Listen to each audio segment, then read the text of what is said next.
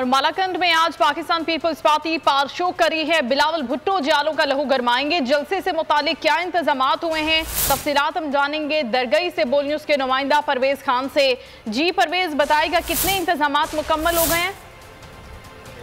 जी बिल्कुल, यहाँ आज मालाकंड दरगाह में पाकिस्तान पीपल्स पार्टी की तरफ से यहाँ पर जलसा मुनक्किद होगा। जलसा का टाइम 2 बजे मुकर गया है, जिसमें बिलावल भुट्टो जरदारी जो पाकिस्तान पीपल्स पार्टी का चेयरमैन है और मरकज़ी कायदीन के अलावा सूबाई कायदीन यहाँ पर शिरकत करेंगे।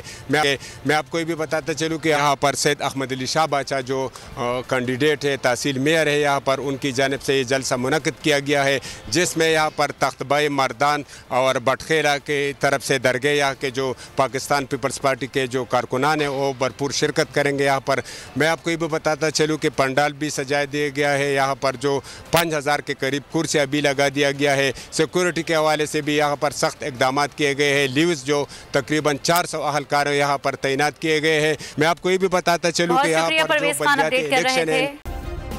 सब्सक्राइब करें और बेल दबाएं ताकि कोई खबर रह न जाए।